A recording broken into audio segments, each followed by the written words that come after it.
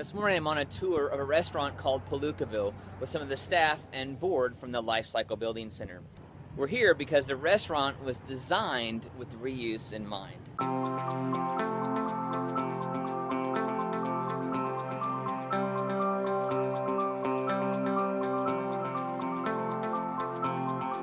Not only is the restaurant located in this amazing old building in downtown Avondale Estates, but the interior build-out was created using reused materials from Lifecyle Building Center.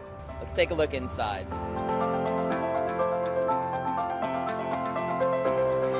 We're here today to meet Jim Stacy, the owner of Palookaville, to talk about the build-out for this space and the great amount of money that he saved by using reclaimed building materials.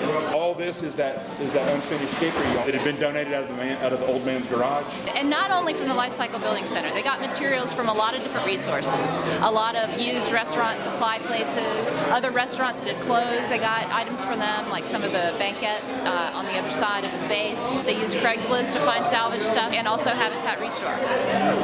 This is a bowling alley. This is actually a bowling alley. We found it from a guy in St. Louis. I had a whole bunch of bowling alleys that I got rid of when I left Athens, and I always wanted to build a bar with it, never did it, and then when I left Athens, I left because it was so hard to move. This is a fireplace mantle that was there at LBC. Had about 25 coats of paint on it. We took it down, cherry underneath, rubbed it, shellacked it. It sits on top of an old TV console.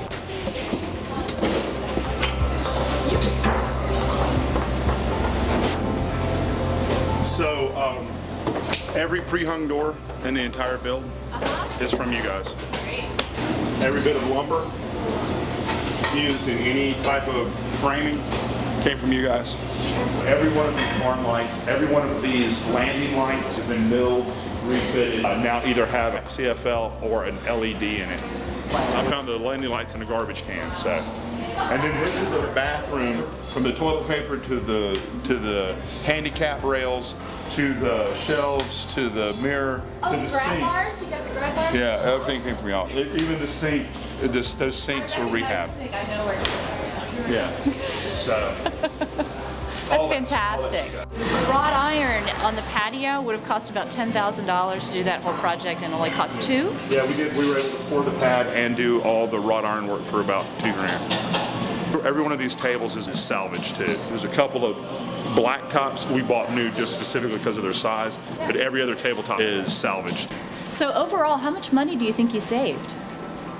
I would think conservatively, 100 grand, easy. And I wouldn't have been able to achieve the look I wanted, and I wouldn't have been able to find what I wanted had I not used actual vintage materials or rehab materials. I can't find a panel door, you know. I could have built that back bar, but it wouldn't have been tight grain cherry.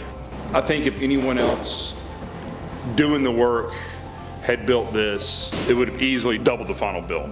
And had they had GC do all the work, it would have easily tripled the bill.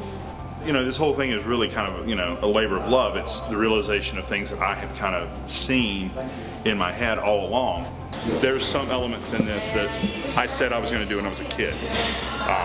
So there are things in this build, in the construction of this, that I have been planning literally my entire life. I'm really lucky too that I have a partner and a wife in Johnny and Kim that were willing to trust me enough to do this, because it was all in my head. They trusted my vision enough to let me run with it. Designing with reuse in mind. That's just another easy way to be green. As always, our challenge to you: put your green on one leg at a time. Stay connected by becoming a fan of our Facebook page, and help spread the green by sharing with your friends.